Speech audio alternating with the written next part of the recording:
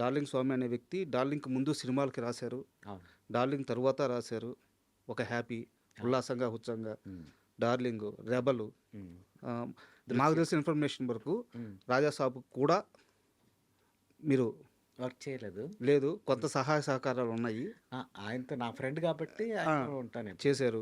వెంకటేష్ గారి 'దృశ్యం' సినిమాకి ఆ! మాటల రచయితగా చేశారు. హ్మ్. 'బాబు బంగారం' యెస్. హ్మ్. మాటల రచయితగా చేశారు. యాహ్! ఇంకా గట్టిగా మాట్లాడితే 'శ్రీరామచంద్రులు' రాజేంద్ర ప్రసాద్ ఆ! గారి మూవీ అవును. దాంట్లో గూడా వర్క్ చేశారు. 'Gang leader'. 'Gang leader' Nani గారిది. హ్మ్. సో, 'డార్లింగ్ స్వామి' అనే వ్యక్తి ప్రయాణం ఓన్లీ 'డార్లింగ్' సినిమాకి సంబంధించింది కాదు. అవును. ఆయన అంతకుముందు, ఆ తరువాత చాలా సినిమాలకు పనిచేశారు చెప్పడమే ఈ ఇంటర్వ్యూ ముఖ్య ఉద్దేశ్యం. హ్మ్. దీంతో పాటు మీ మీద నాకు కొన్ని కంప్లెయింట్స్ ఉన్నాయి. ఓకే. హ్మ్. సూపర్. అది ప్రేమతో కూడిన కంప్లెయింట్సే. సో, వాటన్నిటి గురించి డిస్కస్ చేద్దాం ఈరోజు. ఆ! షూర్. అయితే ముందుగా 'డార్లింగ్' విషయానికే వద్దాము. హ్మ్. 'డార్లింగ్' మూవీ మీ ఇంటి పేరైపోయింది. అవును. సో, ఇప్పుడు రిలీజ్ అయింది. హ్మ్. అసల ఆ క్రేజ్ చూస్తున్న థియేటర్స్‌లో హ్మ్. ఫ్యాన్స్ ఆ ఎంజాయ్‌మెంట్ గాని హ్మ్. అండ్ ఫైనాన్షియల్‌గా కలెక్షన్స్ గాని ఆ! ఇవన్నీ చూస్తున్నప్పుడు ఆ సినిమా మాటల రచయితగా హ్మ్. మీకు కలిగిన మూమెంట్ ఏంటి? ఫస్ట్ ఆ సినిమాకి మార్నింగ్ షోకెళ్ళాం. హ్మ్. మళ్ళీ రిలీజ్‌లో డైరెక్టర్ గారు నేను వెళ్ళామన్నమాట. వాళ్ళ ఫ్యామిలీతోటి. సో, ఆయన పక్కన చూడడం, కూర్చొని చూడడం నాకు భలే అది ఫస్ట్ లక్ అనిపించింది. హ్మ్. నెక్స్ట్ కూర్చొని చూస్తుంటే ఆ టైంలో పెద్దగా పేలని డైలాగ్స్ కూడా హ్మ్. ఇప్పుడు బాగా పంచేది పేలింది. Next theatre full enjoyment. ఈ 'జంజీ కిడ్స్' ఆళ్ళు బాగా ఎంజాయ్ చేస్తున్నారు. హ్మ్. అసలు ఏంటి అసలు నాకు అర్థం కాల. ఒక వేవ్ అంటే ఆ సినిమాని వాళ్ళు చూడడమే కాదు పార్టిసిపేట్ చేస్తున్నారు సినిమాలో. యెస్. అంటే ప్రతి మూమెంట్‌ని 'ప్రభాస్' అవ్వచ్చు, 'కాజల్' అవ్వచ్చు, సీన్స్ అవ్వచ్చు, డైలాగ్స్ అవ్వచ్చు, సాంగ్స్ ఇవన్నీ కూడా అంటే ఆ టైంలో మీకు ఈ రివ్యూస్ అవి రేటింగ్ బానే ఇచ్చారు. కానీ ఆ టైంలో ఈ వాళ్ళు కింద ఇచ్చిన అనాలిసిస్ వాటిలో రివ్యూస్‌లో హ్మ్. ఒక విలన్ బాగా చేయలేదు. హ్మ్. విలన్ సీన్స్ పెట్టలేదు. హ్మ్. అలాగే 'జీవి ప్రకాష్' మ్యూజిక్ వీక్ మ్యూజిక్, అవునా? ఆర్ఆర్ మ్యూజిక్ అని రాశారు అప్పట్లో. ఆ!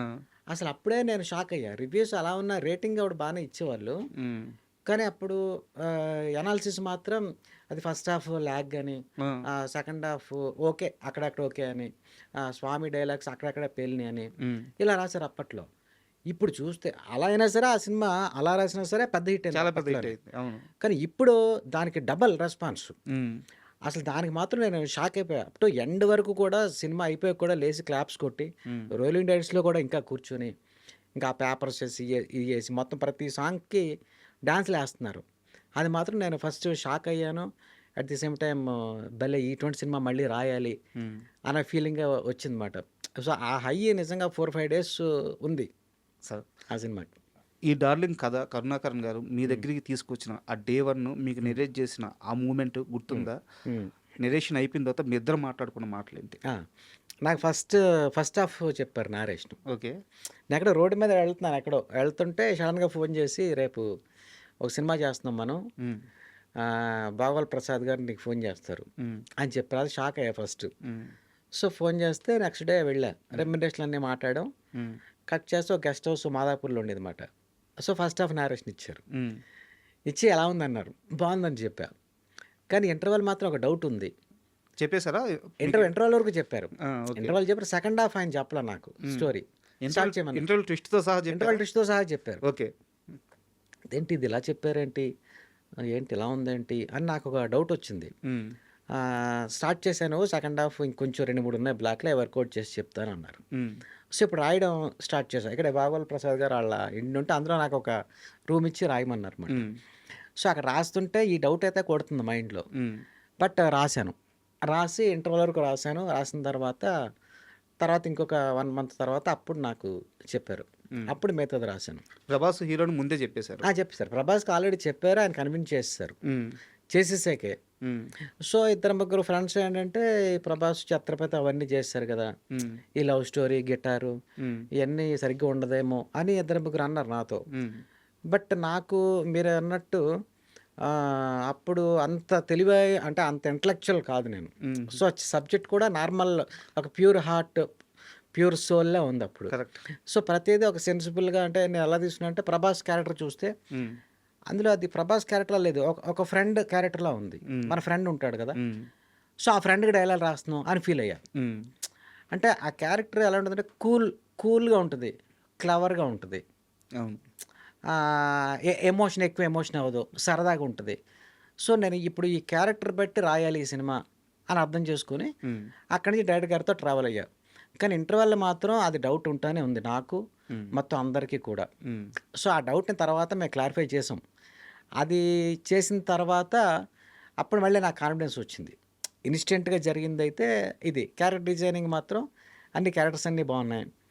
సో ఇదంతా మరి ఇంతవరకు ఇంటర్వెల్ గురించి చెప్పి ఇది ఇంత కథ అంటే ఎలా ఉంటుంది నిజం కాదు అబద్ధం అన్నది కొంచెం ఒక ఫియర్ అయితే ఉంది అప్పుడు. లేటర్ స్క్రిప్ట్ ఇంక షూటింగ్ ఒక 1 వీక్లో వెళ్ళిపోతారు స్విట్జర్లాండ్ అనగా అప్పుడు 2-3 డౌట్స్ లావదీశారు. లావదీసిన ఆ ఇంటర్వల్ బ్యాంగ్ మాత్రం అలా ఉంచి, ఎందుకంటే అది ఇక్కడ షూట్ చేసాం. సార్ సో మిగతా అంతా స్విట్జర్లాండ్లో షూట్ చేశారు. ఇది ఫస్ట్ హాఫ్ అంతా. సెకండ్ హాఫ్ మళ్ళీ అరకు షూట్ చేశారు. సార్ నేను ఆ డౌట్ అయితే అలాగే ఉంచాను. డైరెక్టర్ గారు అయితే కాన్ఫిడెంట్గా ఉన్నారు.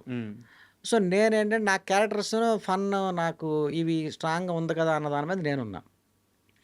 ఇప్పుడు అక్కడ వెళ్ళి షూటింగ్ స్విట్జర్లాండ్లో మొత్తం చేసుకొచ్చేసిన తర్వాత ఇప్పుడు ఇంటర్వెల్ షూట్ చేస్తున్నప్పుడు ఇప్పుడు అక్కడ ప్రభాస్ గారు వాళ్ళ ఫ్రెండ్స్ అడిగారంట డైరెక్టర్ గారిని, ఓకే ఇది ఇంటర్వెల్ ఇంతసేపు చెప్పి ఆ తర్వాత కథ అని చెప్పేస్తున్నాం, ఇది ఎంతవరకు కన్విన్సింగ్ ఉంటుంది అని ఒక డౌటు. నెక్స్ట్ ప్రభాస్ ఈ కాజల్ని దృష్టిలో పెట్టిన కథ చెప్తున్నాడు. ఒక అసిస్టెంట్ డైరెక్టర్ అడిగాడు అనమాట, వాళ్ళు కాజల్ అతను చూడలేదు కదా, చూడకుండా ఒక కాజల్ని ఇమాజినేషన్ పెట్టి అలా చెప్తాడు. వీళ్ళేయో 2-3 క్వశ్చన్స్ చేశారు. సో అప్పుడు కరుణా గారు నన్ను పిలిచారు. RFCలో జరుగుతుంది ఇంటర్వెల్ సీన్.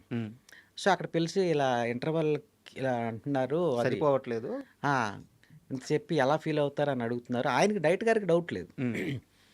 సో అప్పుడు ఒక సేఫ్ సైడ్ ఒక డైలాగ్ రాద్దాం సార్ అని అప్పుడు నేను ఒకటి రాశాను అనమాట. అరే ఇప్పుడు నందిని దగ్గరికి వెళ్తున్నాం, మనం వెళ్ళే ముందు ఆడితో మనకు గొడవ ఎందుకు, అందుకే ఆయన బాడీతో కాకుండా బ్రెయిన్తో కొట్టాను అంటాడు అని ఇంకొక డైలాగ్ కూడా లవ్ దేదని వేద్దాం అన్నారు డైరెక్టర్ గారు. అంటే అప్పుడు సరే అండి, అరే నేను చెప్పింది కథ అయినా సరే నందినిపై నా ప్రేమ మాత్రం నిజం, సో ఆ ప్రేమనే కథగా చెప్పాను అని ఈ 2 పెట్టాం. ఆ 2 పెడితే అందరూ అక్కడ సాటిస్ఫై అయ్యారు. ఇంకోటి అప్పుడు కూడా పర్సులో మన ఈ అమ్మాయి కాజల్ ఫోటో పెట్టాం. పెట్టి శ్రీనివాస్ రెడ్డికి ఒక డైలాగ్ పెట్టామట, అరే నందిని నువ్వు చిన్నప్పటి నుంచి ప్రేమించడం నిజం, ఆ అమ్మాయి కోసం ఇక్కడ రావడం నిజం, నందిని ఎలా ఉంటుందో ఫోటో ఇంటర్నెట్ డౌన్లోడ్ చేసి నువ్వు జేబులో పెట్టుకోవడం నిజం అని అది యాడ్ చేసాం అక్కడ డైలాగ్. సో అప్పటికప్పుడు పర్సులో ఆ ఫోటో పెట్టారు అన్నమాట. పెట్టి అది అలా సెట్ చేసాం. బట్ అక్కడ నేను అందులో ఇది పెట్టిన తర్వాత సాటిస్ఫై అయ్యాం. అక్కడ ఇంకోటి నేను ఎలా తీసుకున్నానంటే ఇది కథగా ఏంటి, ఒక లైన్లో మాట్లాడుకోవడానికి ఏంటి అని అదొకటి ఉండాలి కదా, మనకు ఒక క్లారిటీ ఉండాలి కదా. ఎందుకంటే ఇదంతా స్క్రీన్ ప్లే డిఫరెంట్ సినిమా, అంటే అది యాక్చువల్గా అప్డేట్ సినిమా. అది అంటే ఇప్పుడు 16 years తర్వాత ఇప్పుడు ఇంత అద్భుతంగా రెస్పాన్స్ ఉందంటే ఆ కళ, ఇది కథ అని చెప్పడం అన్నది అది యూనిక్ పాయింట్. ఇంతవరకు ఎక్కడా కూడా ఏ సినిమాల్లో ఏ వుడ్లో లేదు, అది దానికి ముందు రాలేదు, దాని తర్వాత రాలేదు. అదొక అద్భుతం. అందుకే ఇప్పుడు ఇంత బ్లాక్ బస్టర్ మళ్ళీ అవడానికి కూడా కారణం అదే. టు బి ఫ్రాంక్ ఏంటంటే రెస్పాన్స్ వైజ్ అప్పటికని ఇప్పుడు ఎక్కువ ఉంది.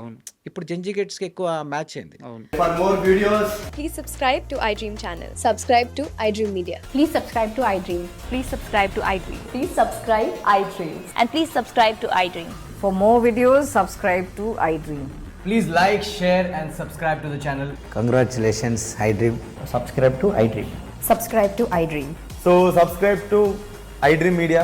iDream team అందరికి huge congratulations. Please subscribe iDream Media. Please subscribe to iDream. Subscribe iDream. Please subscribe to iDream. iDream అంటే నా కళల ఛానల్ సబ్స్క్రైబ్ చేసుకున్న నోరు తిరుగుతలేదు, మీరైతే గంట గుర్తు కొట్టండి. For more such videos, please subscribe to iDream. Subscribe to iDream. Please subscribe to iDream. Please subscribe iDream Media. Please do subscribe to iDream. Please subscribe to iDream Media. For best entertainment and information, please subscribe iDream. And don't forget to subscribe to iDream.